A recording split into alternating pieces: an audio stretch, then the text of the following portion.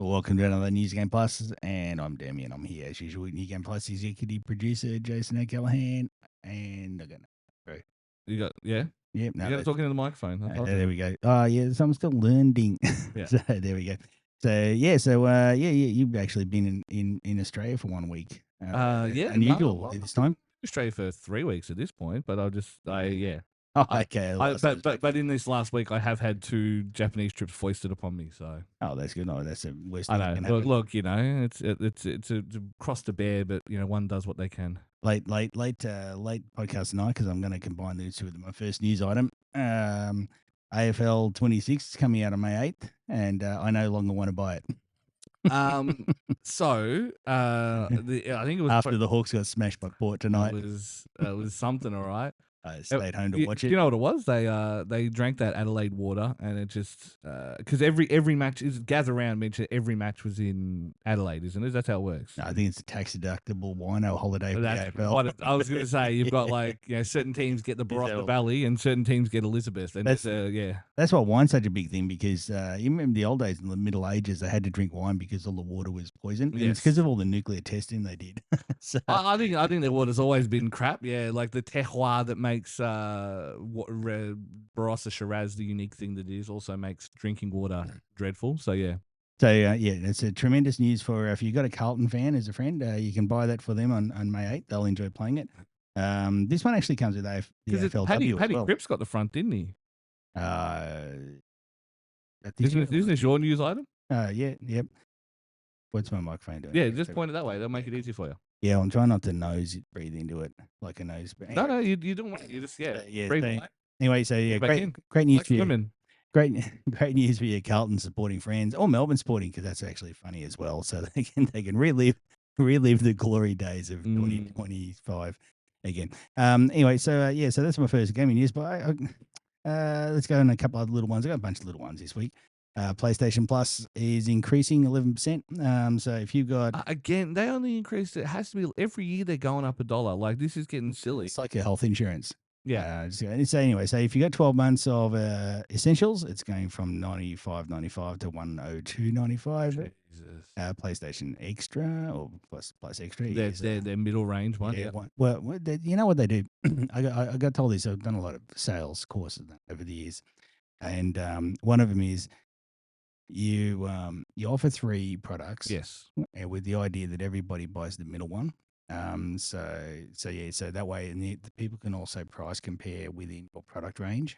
I will flip that. The petrol industry does the opposite. They have 3 products, but the gap between 95 and 98 petrol is 4 cents, but the gap between 91 and 95 petrol is 17 cents. Yeah. So you're already up there. You're like, well, might as well pay for the proper one then. Yeah, well, you should anyway because it's better for your engine. So, so anyway, so the extra one's $169.95. It's increasing to $187.50. No, 95. I can't read. And the deluxe is $196.95 to $214.95. So it's 12 months. That's actually getting higher. I remember the old days when they used to say that PlayStation, at least playing on PlayStation was better because you didn't need to pay for it. You remember that was the selling point? Yeah. So and then the Americans got in there. Okay. So that's an increase coming. Now, everything is going up in price. So where were we with the and I'll skip to Minecraft news. I'm jumping around today. So Minecraft news. Now, Minecraft is it's on track to make $1 billion, and they're already planning to make a sequel. Apparently. So $1 billion the movie, you mean? The Minecraft movie. Sorry, I was saying, I'm sure it's made $1 billion at this point. Minecraft movie. So anyway, what's amusing about that is I don't think they understand why the movie's popular because I think the whole movie right now is a meme. And it's being watched by early 20-somethings who grew up with Dan TDM and Stampy Cat, and they're going for the meme. And I don't think they understand that Minecraft Movie 2, if they do a sequel, there's no reason to see. It's going to be like Angry Birds 2. There's nothing there for people to see. So I think, this is the thing. When the people who are making these decisions are the out-of-touch nepotism children, nepo babies of executive producers who have existed in the industry for years and years. They're just so far out of touch with the standard, like the normal people. Like they're just so far. They struggle with your young kids, your millennials, and all those generation terms. They really struggle to understand. Well, the amount of people who are still, oh, you millennials, and I'm like, mate, I'm a millennial. I'm 40. Do you know what I mean? Yeah. Like, there's the Zoomers, and there's not even the Zoomers now. Like, the Zoomers are aging out. So I saw an interesting video. It basically said that if you look back, there was like last century, you had like the Roaring Twenties and all mm, that sort of stuff, and then you had, but specifically, you get into the 50s, 60s, 70s, 80s, and 90s, and you had these defined decades with their own fashion, their own mm, music, their own culture, and you can have an 80s themed or a 90s themed or a 70s themed party, and everybody will turn up looking a certain way. yeah, It's because everybody kind of knows what that means. yeah, And since 2000, it's sort of like it's another argument of the idea the world's kind of ground to a halt, especially the Western world. Sorry, China and that are going gangbusters. But if you said dress as somebody from the 20s or 2010s, yeah, it wouldn't look any different. no, And if you said dress like now, there's been no change. So what we've gone from having defined decades to having this concept of generations, and then start having the millennials, the Gen Y, and making up all this shit that every 5 years there's a new one, right? And it's sort of lost that identity of oh, what each decade is. this is where I say the usual line. 9/11 changed everything. We have had such a cultural stagnation since 9/11. I feel like the 90s, while obviously not perfect, like lots of violence and things still happen in those days. The underlying message, whether misguided or whether driven by capitalistic idealism, was still one of hope. It was one of kind of reconciliation. Like you compare, Paul Keating to where we ended up with John Howard. There was always a message of hope with Paul Keating, whether realistic, whether people can pretend that it was naive or fake, which I doubt is very much the case. But there was that message. Whereas as soon as 2001 happened, we became this navel gazing, just this malign. Like we no longer American culture, that kind of the gelatinous beast that it is, this all absorbing beast, just kind of took over the cultural discourse, and we're starting to see it with the fragmentation of America as a cultural hegemon as it reaches its natural conclusion. We're starting to see those cultural identities come back, but is it in a good way? No, it's in that really sensationalized American way. You know what I mean? Mm. Like it's still Australians are all just Crocodile Dundee, Brits are all just tea drinking, Yeah, bowler hat wearing. with no teeth, and Yeah, bad teeth and that. Definitely mid to late 90s, American culture took over, especially music yes, in yeah, Australia, and I think music's one of the big leads of this sort of thing. And then when we got into 2000s, we basically stagnated with the US yeah. here in Australia, and we lost a lot of what used to be Australian culture, whether you like it or not. It was very the old mateship and We lost Australiana, like the what? Yeah, larrikin yeah, sort of nature, the stuff you would see in a working dog movie. yeah.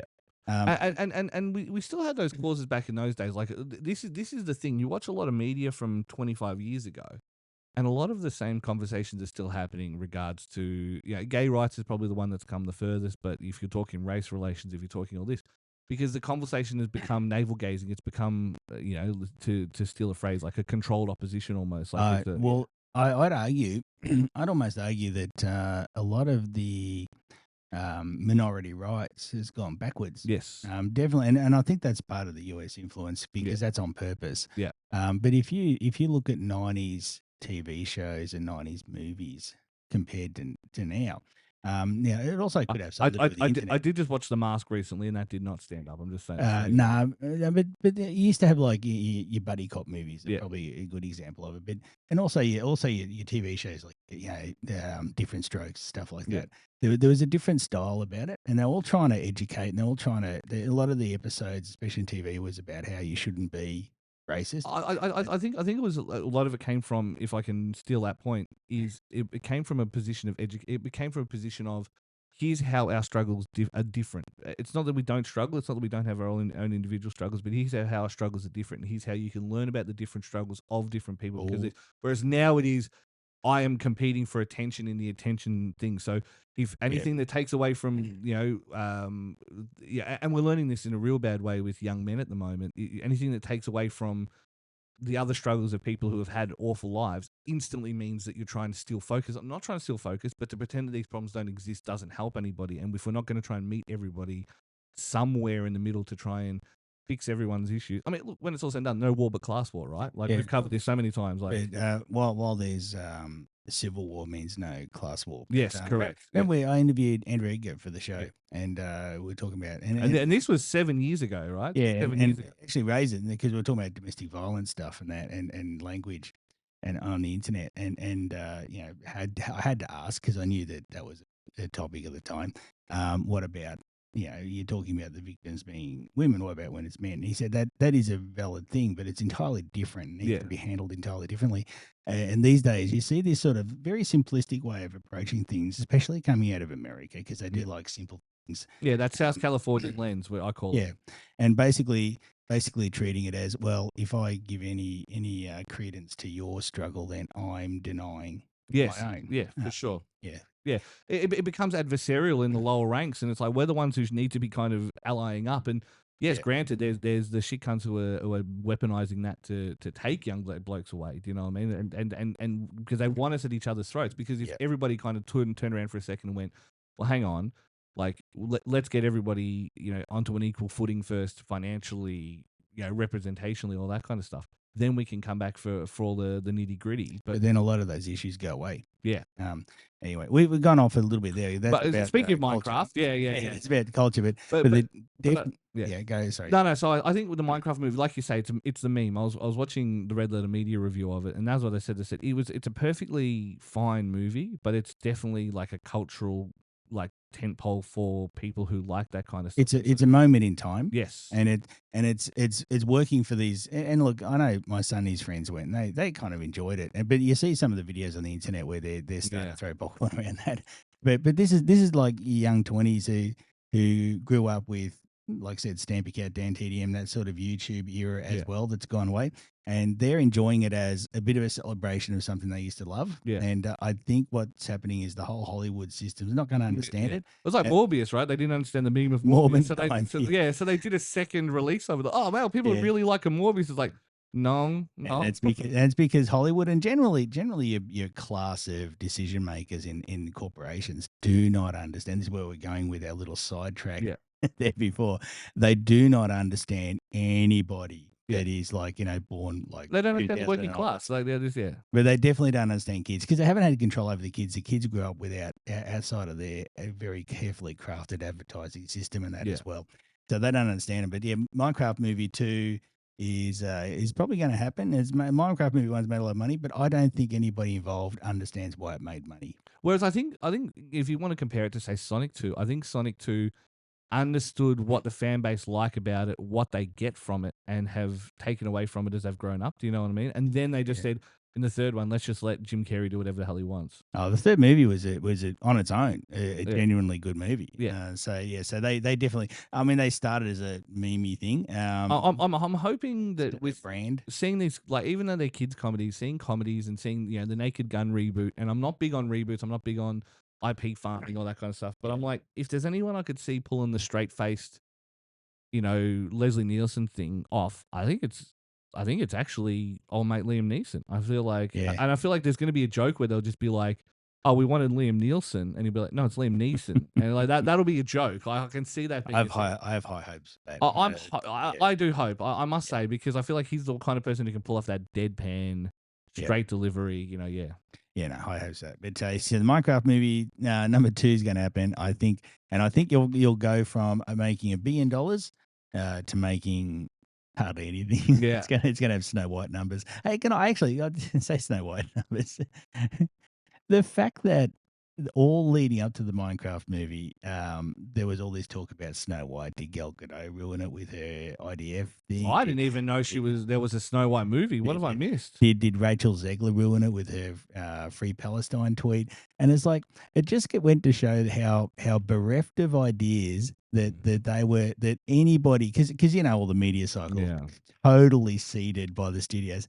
They're totally lacking in ideas that the Snow White's a movie that should just be for mums taking their daughters, right? And most people that say they love the original never seen it.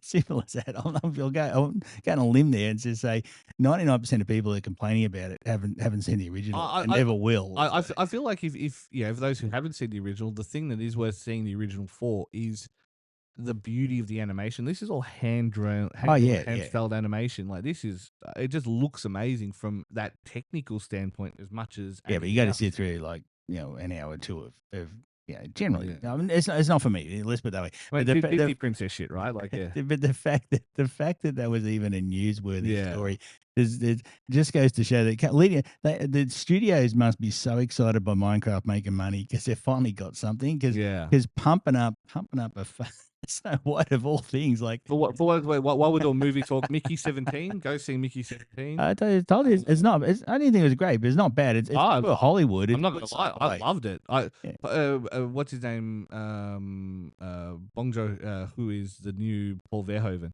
Like he's not saying America are Nazis, but he's saying America are Nazis. Like everything he does is vehemently anti-corporate, anti-capitalist. Yeah, well, he did that's fair. Snowpiercer, which is all about like Is that the train? going through the class system on the train to reach God, who was Ed Harris. Yeah, but I couldn't get over the fact that this train's just driving around and the tracks are maintained, and that didn't make sense to me. But anyway, so that's fine. I mean, okay, look, the metaphor still works.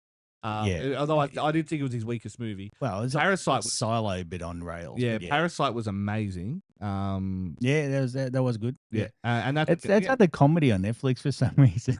Like, what the fuck's funny about that? I don't know the. I mean, look, like it is that thing of like every. Netflix, get a grip. I'm trying to think of how I can make a joke out of that. Even I can't. Like how like I guess it's funny when the old lady just comes out of the thing and tries to kill him. That was funny. It doesn't qualify as a comedy. It's not like watching Ronnie Cheng or something. Yeah. What the hell's going on?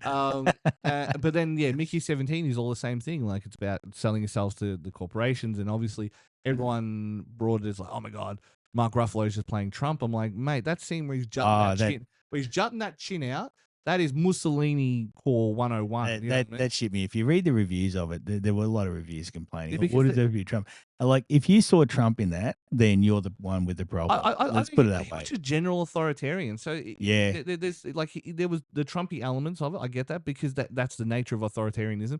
He's way more Mussolini standing from the balcony. You know what I mean? I think it's a stupid internet style. Yeah. The bad guy in the movie is somebody I don't like because I only have a memory of 1 or 2 weeks old. I don't know anything about history. It's a lack of imagination. That's what gets me. Yeah. I mean, and then she says, "Oh, you two go out there and chop off 100 tails, and whoever comes back first doesn't die." That was literally what the Japanese did in China. Do you know what I mean? Like that was literally like, did you not get that reference from a Korean? Like my mate in the last podcast. Yeah. What if Mickey 17? No, it's fine. Yeah, no, look, I thought, look, I'm used to Hollywood just screwing up sci-fi, so I enjoyed it. I think with Mickey 17, there will be a director's cut eventually that will add 5 minutes, that will add a little bit of context to the black-haired girl. Like, the random, what's her name, Kai or Kat or whatever her name was, the one he has the dinner with. So he has dinner with. Oh yeah, no, he definitely. There's definitely a side thing going on there. Yeah, but they never really go into it, and there's just a couple of weird parts. But how good's Toni Collette in the whole thing? She's good in everything, but like, like everyone's great in it. Like it's. I thought Robert Pattinson's the vampire's good. He's actually a way better actor than I would have expected. Twilight. I mean, he was good in Batman. He was good in Lighthouse. Like Tenet. He was good in Tenet. Yeah, so, he's good in everything. But he's done his time. It's like Radcliffe. He's done his time, and now he gets to make his movies he wants to make, and he just happens to make really good movies. He's doing a better job than Radcliffe. Radcliffe's a bit of a meme. Had some good ones. I mean, Radcliffe is a meme. He did the Weird Al one and Guns Akimbo and stuff like that. But Pattinson is a serious actor. Yeah, no, he's good. Yeah, he was good in this. And Mickey 17, I'd say worth watching. I didn't think it was a 10 out of 10, but it was a solid 8. I loved. I thought it was great. Like I say, there was some. You can just see where some of the stuff was left on the editing floor, but I think its messages worked. Its analogies worked. Stephen Yeun is like the dodgy pilot friend, quote unquote. He played it phenomenally. Indivisible did well. What? Indivisible, incalculable. No, insufferable. What's his name? I don't get the reference. Sorry, I missed it. Incorrigible. What's his name? I know you're going somewhere. I'm hanging you out to dry. It's got Omni-Man and Adam Eve. Invincible. Is he invincible? Of course he is. Okay. Yeah, I know you don't like that show. Do you don't like that? Indescribable. I can't believe you don't like that show. Invincible. Invincible, superb. Let's go down that. Okay. So that first season, my son made me watch that, and it was fantastic. The first season, the black girl's written as a bit of a Mary Sue, like really badly. Yeah, and it doesn't. everyone hated. That's the girlfriend. Everyone hated her. Yeah, and so the first season is tough to get through. I rewatched it because I just realized I had forgotten so much of it. And I rewatched it, so I did like a whole 3-season splurge. Season 2 and 3 redeem it in so many ways, and the narrative went places I thought it would go exactly, nearly 1-to-1. But I don't think that's a bad thing. It's not a bad thing to tell a story just thoroughly. Like there's nothing wrong with that. Like, you're right. So you've been at Conquest. What? Yeah. Yeah. And So who was Conquest? That was not Jeffrey Dean. As the old guy that played Santa in that Santa movie where there was that recently. Red one. No, I don't think it was. That's J.K. Simmons. He's Omni-Man. Oh, okay. Is he? Oh, yeah. Okay. No, he's Negan It's from Negan. It's the baseball back. Yeah, it's Jeffrey Dean, whatever his name is. Yeah. He was the dad in Supernatural. He was. Okay, yeah. Anyway, moral story is Indivisible was good. Mickey 17 was good. I saw Little Shop of Horrors with the real ending. That was phenomenal. Little Shop of Horrors, if it ever comes to Australia, I will watch it, but it is very... That's a big man-eating plant, isn't it? Yeah. That's when I was young. Yeah, I know, a long time ago. Yeah, you're an old man trapped in a young man's body. Actually, an old man's body now. It's funny. An older man in an old. it still works. The metaphor still works. The whole setting up as a Greek comedy really works. Like you've got the Fates, the 3 black girls singing at the start. And it's the thinly veiled kind of racism of Skid Row that works for it, like a little Jewish store being taken out, like he's kicking the black kids out and all this kind of stuff. But it's there not as a hammer to nail the point. It's a kind of you're talking to the Fates, like it's literally. Yeah, but that's how they used to tell stories. Yes, right? But nowadays you can't tell us. I suppose is that part of that they assume you're on your phone as well. They can't tell a story that's gonna, because you change people by seeping into their brain. Yeah. You don't change them by hitting them. Yeah. Well, it's that thing of I think the modern thing that really annoys me about modern media is if you show something, therefore you support something. And I mean, it's in games everywhere, and I'm like, oh, this is so. That's that quote that said, "Is it a mark? It is a mark of an educated mind to be able to entertain an idea without embracing it." Yeah. I can't remember who said it, but it's a good quote. And a lot of people just don't have educated minds these days. Yeah.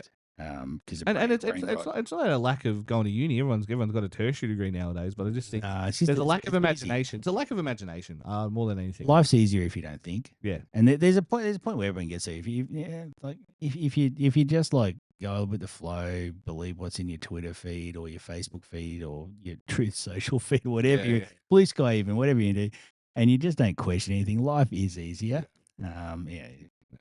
Anyway, Minecraft movie. They started with that. Yeah, we did. I started with some game things, and I thought we're not going anywhere with these game news items, and now we've hit our form. Yeah, classic. 22 minutes. Anyway, but the Minecraft movie is a meme, and we were getting at basically companies don't understand why it's popular, and they don't understand the people that are watching it. Yeah.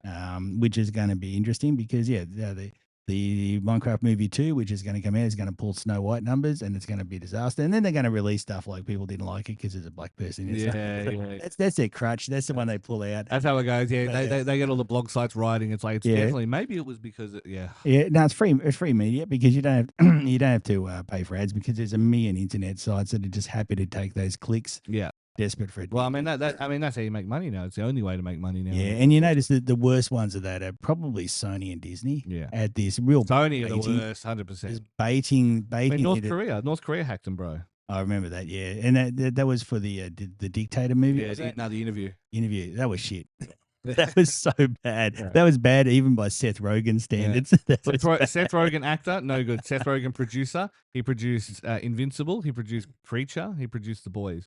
It's probably okay in The Boys, but The Boys in season 2 started to become like a Twitter feed, and it started to get a bit dumb. I still think it's fine. I think I'll be happy when it ends at season 5. I think I'm looking forward to what they've built to. Anyway, let's go. Mythic Quest just got announced that season 4 is its last one. They left it on a cliffhanger. Yes, which they've been allowed to go back and make reshoot the final episode. I like that. I must say, of all the things that the ways they could handle that, there's a lot of other shows that if you said, look, you got a movie to wrap it up, you got a feat like what do we used to call them when you had 2 movies over 2 nights? We used to continue next week. You watch Sunday night, you're watching it. It's continued next week. You have to wait 1 week. Yeah, no, but there's no internet. All you had to rely on was the newspaper. We used to not TV guide, but not for TV shows, but for movies. What were they call them? They used to be a name for them. and be A like, cinematic universe. no, fucking hell. That's the opposite. That's the complete opposite. Of Oh, everything no, just it's a there's thing. blurs into everything else. It's the old thing. Richard Chamberlain used to be in like 50,000 of fuckers, and it's like you'd have 2 movies over the course of 2 nights. It was like it wasn't double feature. It was like I'm sure there's a word. Someone's gonna message me later and go, "Oh, it was fucking." Yeah. But like, yeah, if you gave them that opportunity, like 2 movies or something to wrap it up, spread over the course of like a thing, I think that's one way to do it. I'm sure that's going to annoy me. Yeah. I like the idea of going back and reshooting it. And in fact, Embracing Group, if you could go back and just let the developers of Deus Ex Mankind Divided give us an ending, Yeah. that'd be really cool as well. So make that a trend. Do you want to do another game news? Yeah, sure. Yeah, We've veered off. we did. We're not known for that, but yeah. Okay, yeah, game news. And The here we the go. light still works if you need it. So yeah. Literally the next item I had written down here. Amazon is making a live action Tomb Raider. This is the third try anyone's had at a live action Tomb Raider. I'm surprised Tomb Raider hasn't been a bigger movie franchise. I think that okay, so 2-pronged here. Didn't they just cancel the movie? The movie. Oh no, the TV. Didn't they reckon the TV show's not happening? Like there's a Netflix cartoon one. Yeah. Yeah, Maybe that's what this is an Amazon live. So obviously the rights holders have Yeah. to let anyone make one. It's apparently it's going to be their second biggest franchise after the Lord of the Rings, which they've fucked up royally. So we'll see how this goes.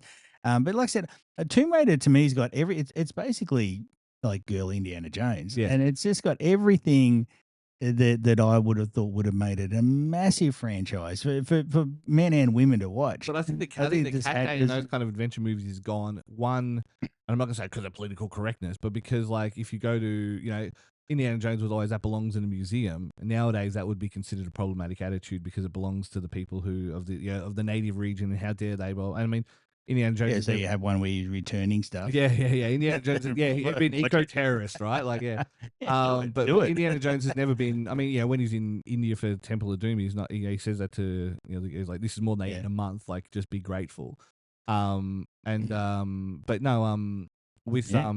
no, I think that whole thing's got. And the other thing as well is, it's interesting they're doing a Tomb Raider TV series to try and capitalize on the license. When the best Indiana Jones media of the last 15 years has got to be the game. The game is phenomenal. Yeah, I know you're a big fan of that recent one that's out on. It's still on Game Pass, I assume. So well, it's made by Microsoft. It's made by Machine Games. Oh, so, yeah, it is. Yes. Yeah. Okay. Cool. Anyway, I put a note here who's playing it. It was just your light still work. Well, I got a light. No, it doesn't. No, it doesn't. There you go. I'm a liar. You're tricking me. I got it. I'll work this out. Sophie Turner. Yeah. I don't know who that is. I don't know who that is. And I have to Google that when I get home. I don't know. We've got the Google machine in front of us. So Sophie Turner's rumored to be Lara Croft. The last ones were. Oh yeah, that's right. She got this is the one she got it over Saoirse Ronan or whatever. What else has she been in? She's a Stark. She's a Sansa Stark.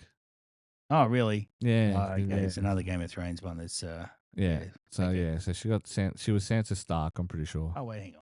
Yeah, no, I recognise her. All right, cool. Yeah. Yep, no. Well, she's rumored to be I'm pretty sure the rumor is she got it over Saoirse Ronan, which is an interesting. I don't know who that is either.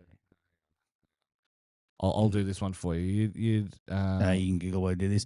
Yeah. So anyway, that's who was the other one though? So the other one's Angelina. Yeah, she's in where is it? She's in Lovely Bones, which is one that's reasonably well known, but you may not know the rest of her stuff. She's been in a bunch of stuff. She's a really good actor. But yeah.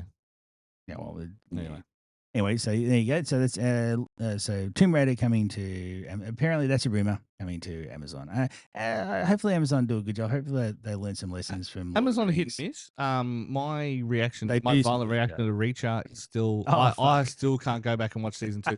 Liam recently just finished season 3. I'm like, did you get through season 2? I got through 2 episodes of that. I was like, this is the worst. Okay. They ruined Autism Superman. Like, yeah. Okay, I gotta give my thoughts on Reacher season 3 because the way American media they insidiously assert their enemies, and so I love Reacher, right? Never read the books. My mum and dad are big fans of the books, and they read them.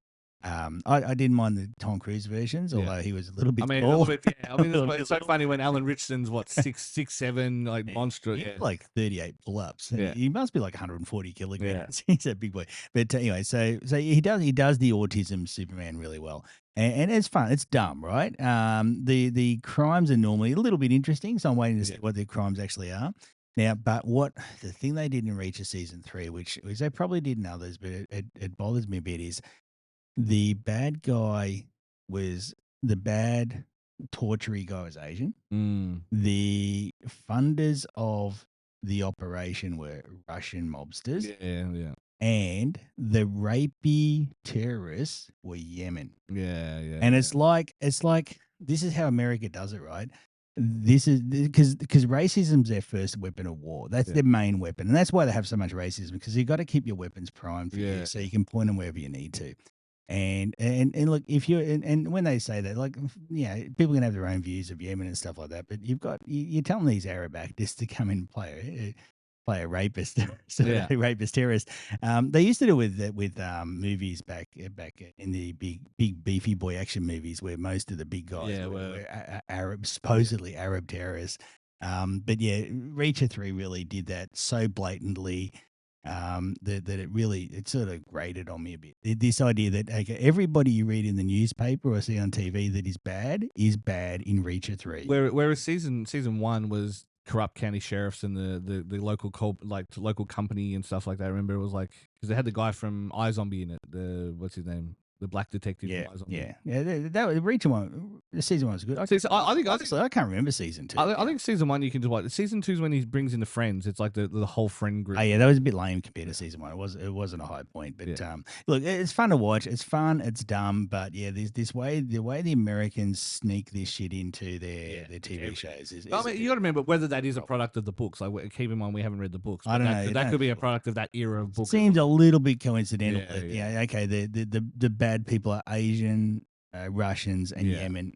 Like, are you really? Classic. It's just anyone else you don't like at the moment that you want to bomb. Anyway, so all right, so that's here we can reach her off that Amazon, but generally Amazon does okay, because things like Terminal List was good value. Terminal List had a little bit of that in it, but it was, I mean, the bad guys in Terminal List was the American Army in the grand scheme of things. Yeah, see, it's turned back a little bit on itself, and that's the sort of stories that people kind of like, whether they admit it or not. They're horrified to think it happens in real life, and they'll do everything they can to deny it happens in real life. And they'll watch TV shows and movies where the bad guys are like the military industrial complex and go, yeah, I really enjoyed that.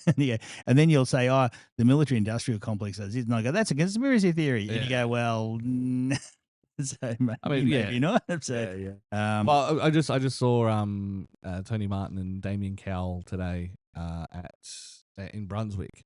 And one of their things was like all the cookers have ruined skepticism. Like, you've ruined skepticism for us. Like, no, that's one of my bugbears. They're giving conspiracy theories a bad name, because I grew up with conspiracy theories being like alien autopsies, and deep underground military bases, and the Greys and Phil Schneider and that. And that stuff's wild. That's good fun. But also, any conspiracy theory that involves the CIA or the FBI fucking with black people, it's probably true. It's probably true. But now the conspiracy theories are actually kind of lame, and they may even be true. But also the group that's convinced that there's a conspiracy theory that the president of the United States may be a whack job and corrupt. Yeah, well, it's not really. That's that's not really a conspiracy theory. So I think the current conspiracy theories, especially the vax ones, are just giving the rest of us a bad name. They can fuck off. Get a real conspiracy theory, dudes. Where was I at with stories? We done Tomb Raider. I've got one about Amazon shows. Amazon show. But anyway, Spray Paint Simulator is coming out soon, and I'm sure that is on your radar, because I know you love washing shit. I was like, well, Power Wash Simulator 2's coming, so like, Spray Paint Simulator, it looks like Power Washing Simulator. Basically, you're going around colouring things in, so like Splatoon, but you're not competitive. Well, I mean, we had like Mark Echo, and we've had a few. There's no roller skates. We've had a few graffiti games in the past, and so all these simulators can be fun. These simulators are hit and miss. Like, when they know that they're just a meme and they're like fodder, they work. Power Wash Simulator. I guarantee you're going to put 1,000 hours into it. In the Power Wash Simulator 2, I will. Power Wash Simulator 1, I'm into a couple of hundred. When we're in Japan, you're just sitting up all night just washing shit. That's good. That's what you would hear. You just walk past my room. Yeah. Here's a menial task that you'd rather not do in real life, but you can do with a controller. Oh, Yeah. 1,000 hours. Yeah, you want to talk about gamification and taking away focus? Yeah, there it Yeah, is. so spray paint simulator's coming soon, and you'll be all over. I just wait. Give it a couple of weeks, and you'll be raving about it for the first. I 20 must say, minutes like, of the podcast. I've picked up Dave the Diver again because they did a DLC, and I was like, oh, I wonder how much the Yakuza DLC is. $40 for the Dave the Diver Yakuza DLC. No, thank you. But the game that has too much game, Dave the Diver is the game with too much game. All it does is keep adding things to a game that is already so dense. Well, that's Roblox or Fortnite. Well, it just too much game. no. Well, the thing with there is it's got that bare skeleton, whereas this just keeps adding on mini games, and it keeps adding on things you have to factor, and blah blah blah. It just keeps adding game for free, and yeah. Anyway, so I've just still been playing Dave the Diver, Hell Divers, and Monster Hunter is my triumvirate at the moment. I do about 2.5 hours of each a night. Yeah, well, get ready to spray paint. No. I reckon you're gonna.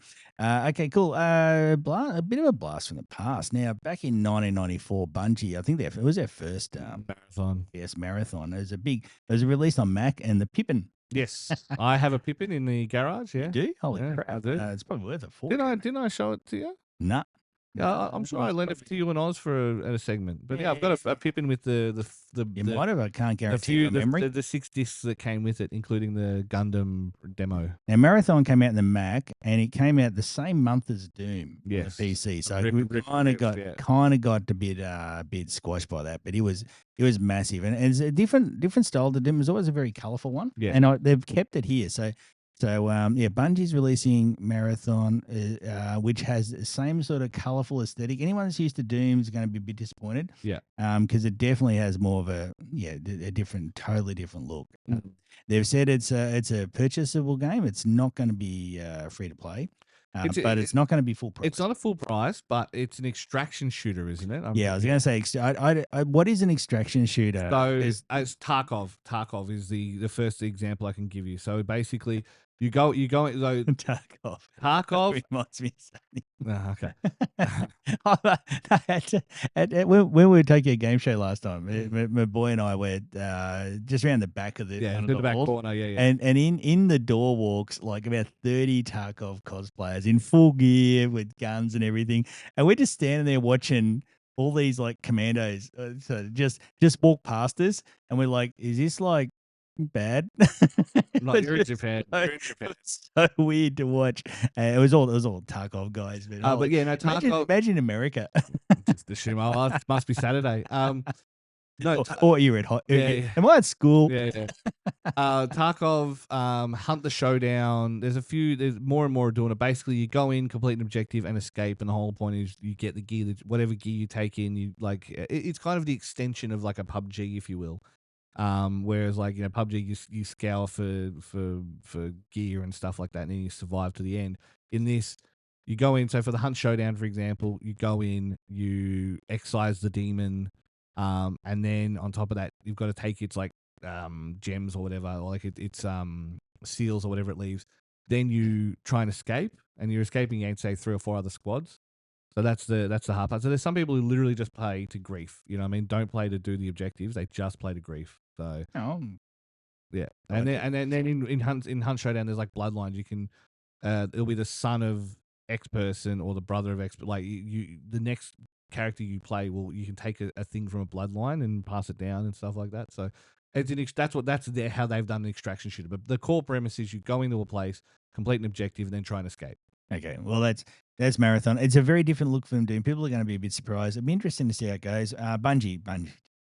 Bungie does this stuff real well. Yeah, well, we'll see. Like, I still think we talk about how overpriced Activision was. I still think what they pay for Bungie, like 10 billion or something like that. I remember. But yeah, it was too much. I think there is a risk making a game in that sort of area not free to play. Yeah. But I like that they're doing that. But I think the risk is that the people playing it, their target market. That's right. Their target market probably won't pay. But also its history is on the Mac, so we'll see how many Mac people are still nostalgia for it. Anyway, does it come out on Mac? I assume it has to. Well, That'd let's be say funny. Japan, but it did start there. It came out exactly the same back in 1994, December 1994. I think it came out just before Doom, even. But It might have it been. got squashed by Doom, became a juggernaut, and just destroyed a lot of things, including destroyed the Amiga. And John Carmack can get fucked because he said it wouldn't run on the Amiga. So you're a smart guy, John, but you didn't try. So let's see what else we got here. Okay, Ubisoft. Ubisoft have been doing Ubisoft things again. There we go. So they're in court, and over remember they deleted The Crew, was it? Yeah. Of everybody's Crew 2, logos? Yeah. So there's a class action against them, and they've gone to court. Basically, their argument is, here we go. Purchasing a game provides, quote, a limited license to access the game, unquote. And they believe that the mistake is that consumers were misled. This is quoted that they were purchasing ownership of the game. So Ubisoft basically gone to court and argued in court that they accidentally misled people who bought The Crew that they were buying it, and that they weren't buying it; they were buying a limited license. Now, the other side, the class action side, interesting, is said, well, you had purchasable items in the game, and by like California law or something, you can't actually time them out. Yeah. And also, the codes to purchase a game aren't allowed to expire until 2099. Yeah. So if you have a purchase code for the game, a digital code for the game, you have to, it has to be valid for that. Honorable, yeah. Yeah, so Ubisoft's doing that. So that's probably what that's why Microsoft and stuff, they grandfather it. Basically, you can't buy it anymore. If you download it, it's on their servers, all that kind of stuff. And I think that's the kind of the wave of that's how you do it in future. You say, well, we're not letting anyone else buy it, but but they just don't obviously maintain servers and maintain. It's not that much. It's not that much. I'm surprised when they do that, and like when Nintendo shut down, like the e-stores now for things. I find that weird because there's no real if you're already running servers for another game or another console, you don't have to do much to add something else that server, right? Especially if the bandwidth for that is decreasing. Yes. So now you already have the servers, and when you're talking the servers for like a large scale worldwide played game, I mean, just adding another game to it's not that much. Well, I mean, this is the thing. I think part of it, when the PS3, for example, shut down their online store, I think part of that, the reason they do it, and the reason they do it in general, is FOMO. Basically, I always wanted to own that. I better buy it now, but while it's still there, blah blah blah, and it's 100% trying to capitalize on FOMO and add some more money for that year's earnings. And they're like, oh, I guess it's a loss to run service for games that are dead. I'm like, well, then just let them die. Do you know what I mean? Like, it's God, okay. I think that might be related to a couple of the stats I'm about to say in the right here we next item. Okay, the last one I got here is the Okay, there's a study recently released that found in 2024 the majority of gaming revenue now comes from microtransactions. Yeah, who couldn't see that coming? Okay, 58%, and this is PC only, by the way, not console. They didn't have numbers for console. So 58% of PC game revenue is from microtransactions, and that actually is estimated by this report $24.4 billion. I think it's US dollars. So I wonder, I mean, have they carved that, have they delineated that out into Fortnite? Okay, there a little bit of numbers. Most of it's Call of Duty, Black Ops 6, Fortnite, and Roblox. I was just about to say, I wonder if it's going to be COD, Roblox, and there it is. Okay, so DLC is apparently out of, hang on, the total, where's the total? The entire PC gaming revenue in 2024, and this is probably US only because in US dollars it's 37 point, and let's be honest, the US doesn't care about anyone else. They've proven that well and truly the last couple of weeks or days. How long has it been? Anyway, how long's a piece of string? Well, there's still 3.5 years to go. Anyway, so so never a dull moment. So basically, the entire PC industry is $37.3 billion. Mm-hmm. So when you consider that 24.4 billion of that is microtransactions, you said what, about 60%? Yeah. Yeah, if I got the numbers. There it is. No, that's correct. 58. Yeah. Yeah, you'll be able to do it in your head. Yeah. So 38 just divided by 3 is what? Yeah, what that's at 5. Yeah, don't worry about Yeah, it. no, I get It's it. just 12, 12, and then add on. It doesn't matter. It's fine. I am the Tom Cruise of this podcast, don't I? So yeah, DLC. And now this I found interesting. DLC is only worth $5.3 billion. I mean, that's I believe that. So yeah, so microtransactions is like, and you got to remember coming from PC. PC has a history of being big DLC purchases in the sense that, you would get expansions for Half-Life and things like that. Like, that's how you got Counter-Strike and all those kind of things. You would get big story expansions for PC because it was one of the few platforms that could actually facilitate the large files, the storage, all that kind of stuff. Whereas consoles in those days, I mean, there was no way to store it, let alone anything else. You had to buy a disc, basically. You had to play it. You had to have a CD in there when you played it. That's annoying. Whereas, like, with you'd have even Warcraft and stuff like that. You could buy the physicals or Starcrafts and things like that. You could always buy Brood War expansion. There was always expansion. And you bought the expansion on a CD in a box. Yeah, I've still got a bunch of Warcraft ones at home. Yeah. The original Warcraft, maybe Warcraft 2, but anyway, good game. Now, okay, so now here we are. The premium games, and the premium being full price. Yes. Yeah. Okay. It's only worth $10.7 billion and falling. Yeah. So when you look at compared to $10.7 billion off new games and $24.4 off effectively costumes and shit, you can see why people like Ubisoft are just being giant dickheads about it. Well, I mean, and keep in mind we do have to caveat this is PC only, and PC it doesn't include Nintendo, which is going to skew that number back hugely as far as things. But I wonder, I would be interested to see how their DLC sales tack on compared to their games, because they've started to do premium expansion packs and stuff like that now as well, like Mario Kart and stuff like that. If the percentages are similar, then you can see why they make a lot of the decisions. Problem is that out of that 24.4, look, honestly, most of it's Fortnite and Roblox. Now, I believe it. Now I'm going to compare it to a few things because the entire game industry I thought was interesting. $37.3 billion, right? Yeah. I thought this is just PC, but yep, it's PC. That's PC. So it's probably 3-4 times that. Yeah, include. Well, if you include mobile and consoles, yeah, okay. And mobile would skew the DLC, the microtransaction. Yeah, that'd have to be 80%. Like, that gives you an idea. Okay, let's see how big is that. So you compare that to the box office revenue in 2024 for Canada and the USA. I only found the number for combined $8.56 billion. I was saying it'd be less than 10. Yeah, and considering you get 1 or 2 movies make $1 billion, the rest aren't making much. Yeah. And we treat movies with such like respect. Like, the Minecraft movie and that, it's like, oh, it's made it, it's funny, a movie. You know what? They make it when a movie becomes a game. Yeah. I tell the others, but like the Acclaim days almost. Yeah. But no, but these days, I mean, you look at the video games as several. You'll be able to just tell me an exact number, but several times bigger than the movie industry.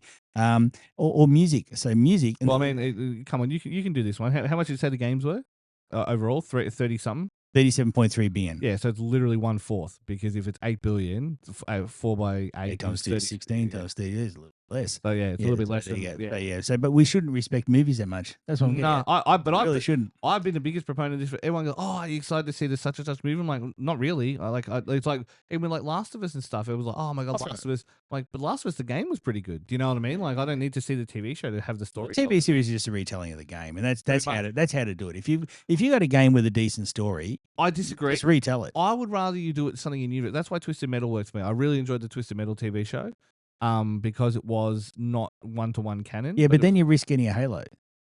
No, I mean Halo was definitely a different. Well, that was Mass Effect. That was definitely a different script that got. That was Mass Effect with. But imagine you told a similar story to like a Reach or the Fall of Reach in a TV show, but you go. I'd watch it. I'd watch it. Right, you know what I mean? Like, but you tell these side stories in a thing like that. Like, I think that's way more interesting. But you've just got to commit to the actual. The actual universe that you're in, and most of them don't. They just want to tell generic sci-fi and get some tits. Yeah, because they're not that good. No, because they're not that smart. They're not that intelligent. Also, and it's hard to crack new IP.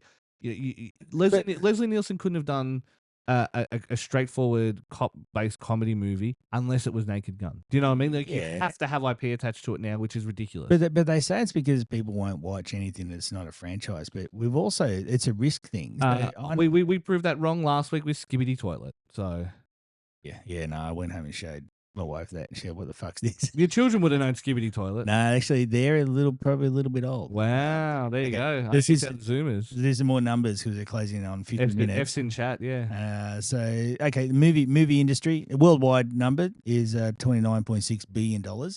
So again, you think this is still even smaller than just the US PC game market. Yeah. That's and again, we respect me. See, movies and music, they get residuals, right? Yeah. So if you're in a movie or you write a song, even so, you write a song for Taylor Swift, and you'll get money for that forever. Yeah, you want to be the songwriter, unless the first batch gets sold, right? Yeah. You have to re-release. And you have to re-release them all. Yeah. But, do you know who bought the first batch? It was a X, wasn't it, or something? Soros.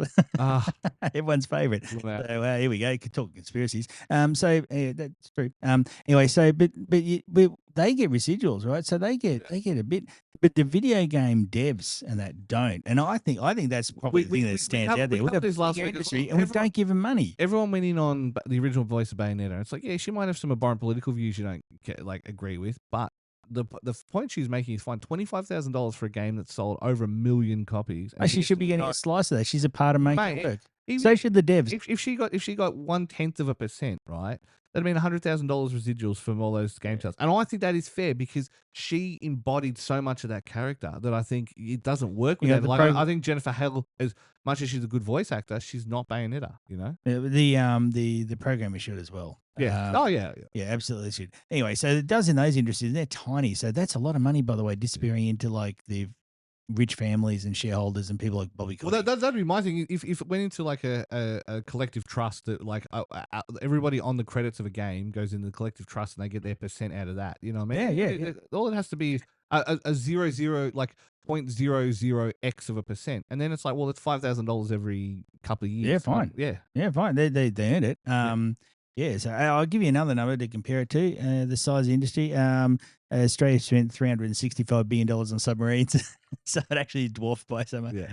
And but did you know that's like $13,700 per person, man, woman, and child in Australia? And we'll never see them. And we've given our first payment. And I don't think it'll go beyond the first payment. Yeah. And I think you'll see a restructuring. We're going geopolitical again. We'll see a restructuring with the UK, potentially Canada, and I would say maybe even Japan and Korea, if I'm being real. Everybody realizes that our big friend can't be trusted. If we stay away from all this tariff bullshit, we could end up being a very prime market for all the stuff China can't sell. Let's go back to Paul Keating. He wanted us to be we're an Asian country, and he wanted us to be the bread bowl of Asia, and we are, and we have the potential to be. And we still are. We give so much of our milk and produce to international things. And that's what's the annoying part about our grocery prices. We shouldn't be paying ridiculous grocery prices. We should be paying. But that BlackRock and Vanguard bought into our market. That's how it goes. The COVID. Yeah. That's what really happened. But anyway, again, conspiracy theory. But if it's a conspiracy about rich people ripping us off, it's normally true. Now here we go. Okay. Now you talked before about shutting down games and that, and we talked about the Crew being shut down. And okay, so 67% of playtime. I think this is the US. Last year was apparently in games that are over 6 years old. I believe it. Again, you want to talk about cultural stagnation. COVID killed right, or most things we said. COVID killed dev cycles. But you got to remember that the majority of games, the majority of hours, pure just hours played, will be Fortnite, Roblox, COD, GTA. GTA, yeah. And then maybe they're the ones here that were listed, and they're 12 years old. So GTA, Fortnite, and Roblox are all 12 years old. And they account for a large slice of that. But there's also the retro gaming scene. But mind you, the retro gaming scene is scummy as hell. So only 8% of playtime is on games that have been released in the last 2 years. Yeah, I also believe that. That's why, when they shut down servers, and we were talking about that before, that's probably why, because they just want to get you the hell off that old game. And I think it also... Especially if it doesn't have a shop. Yeah, exactly, yeah. And I think that's a lot of the... Yes, I think it also goes back to, again, laziness from their part. We've already made the product. We might as well push the one that's thing. But also, how do I say it? There's an element of... when people say, oh, you've not grown out of video games. And I'm like, no, but I don't really play the games that you're talking about when you think of video games. Like people say, oh, how, you play COD, you play FIFA, do you play Fortnite? I'm like, not really. Yeah, I can play FIFA because I used to play sports games. Well, I used to play sport, but like I can't really like. I'm fine at the others, but I don't play any of yeah, them. but for an industry that's almost 4 times bigger than the movie industry, Why do we right? care? I agree. Yeah, but you don't say, oh, when are you growing out of movies? We don't say a movie or music are a thing, right? With games, everyone goes, oh, games is just one generic term, and that's a long way from that. That's my thing. I have never understood the cultural cringe of, oh, you play video games. I'm like, oh, okay, I do. So what? Like, I don't care. And then granted, I have the tools to kind of dispossess people. A, I can tell people to go fuck themselves and they listen because I'm bigger than them. B, I'm charming enough sometimes to bring people back if they're like, nah, that's fake news. yeah. But no, I can be. I can turn it on when I have to. But no, like, but I can bring people around to my side. I can bring people around to my side.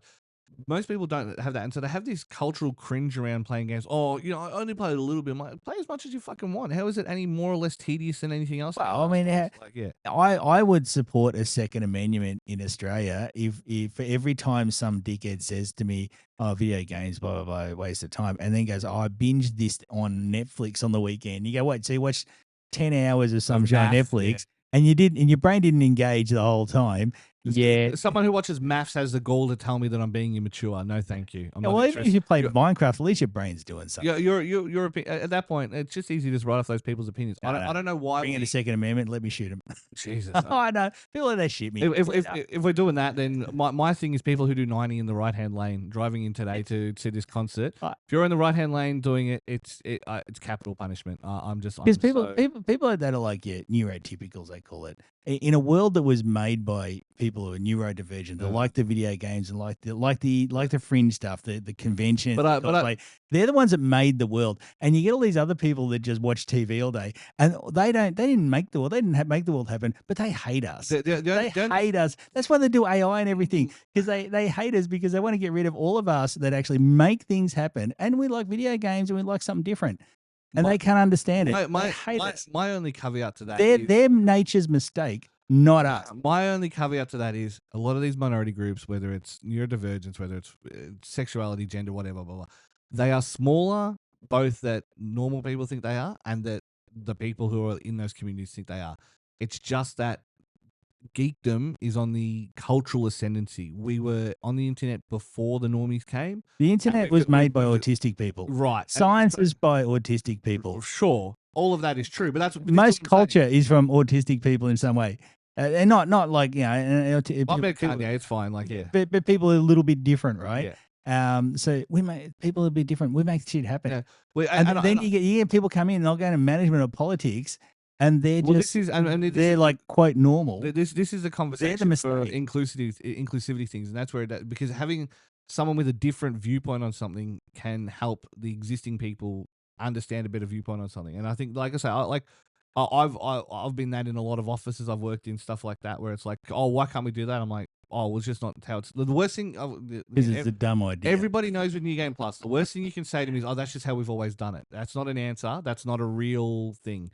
If it's not a good way to do it, then we change it. But also, if it is a good way to do it, then it should stand up to its own rigors. And I think a lot of times we're too quick to throw away things that work because we have examples where old-timey things don't work. There's sometimes things work.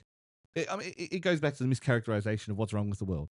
People don't reminisce about the old days because it was men and women had their roles. It was you could afford to live in a house on one salary. That's the problem. Oh, but you also had a wife who was effectively a slave. Yes, this is what I'm saying. And in the 50s and 60s, she was drugged up to her eyeballs on meth so she could do the housework every day. And this is what I'm saying. Good old days. Yeah, exactly. And then that's what I'm saying. As a white man, I'm okay with it. Yeah, good old days. But I'm not sure it suited everyone else. No, gays got beaten. Black people who went on to yeah, and this is what I'm saying is like a lot of that stuff is just idealized for the wrong reasons. It's a tangent from where we were, but I think it's one of those things where people misdiagnose a lot of these kind of things really badly. But I'm with you in that. I don't know. I don't think the cultural cringe of playing video games. Just play them. I mean, it like anything. It's like it doesn't. There shouldn't be any shame attached to it, but there shouldn't necessarily be any pride attached to it. It's just you just like the things you like. It is what it is. Like people who like trains, Gunzels, like they're fucking specky nerds. But who cares? Let them enjoy their trains. Like who gives a shit? Like Just let people enjoy their dumb shit. Who cares? Yeah, that's fair enough. I had my whinge. You got it out of your system. I'll whinge again tomorrow. I whinged to my daughter about that like 2 days ago. Same thing. So I'm going to whinge about it to someone else tomorrow. Fair enough. Yeah, Well, drives me mad. I know we got about a minute and a half left. What's coming up? We got AEM, Intel Extreme Masters the weekend after Easter. What's AEM? IEM, which what's is the IEM? Intel Extreme Masters. So it's like the best, I think it's Counter-Strike teams and stuff in the world. Oh, cool. Playing at Melbourne. It's taken over from DreamHack. DreamHack has been recycled back. Best Counter-Strike players in the world. Yes.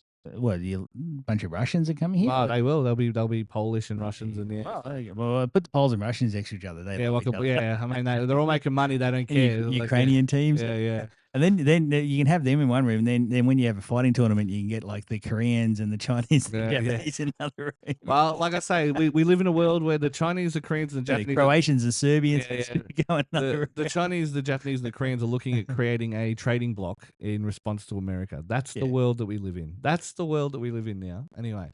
But yeah, no, that's coming up. You've got Oz Comic Con coming up, but there'll also be a glitch for the Switch launch, so keep your eyes open for that if you're interested in coming to one of our events.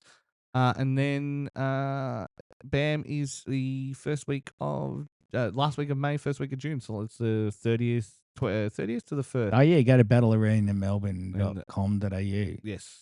I heard someone made a site for it. Just updated the site recently. So I made the site about 6 years ago. Yeah, I know you had updates and stuff. I heard about it. Don't worry. I saw the message. So. It's only sponsors and stuff. So yeah. On that note, I think that's it. Anything else to cover? I think we're good. No. No, that's it. That's all you got. All right. On that note, we'll wrap and we'll see you guys. Can't even read the paper here. I know. Too Yeah, late at night. Sleepy Dermy. Anyway, all right. We'll leave it at there. All right. Bye.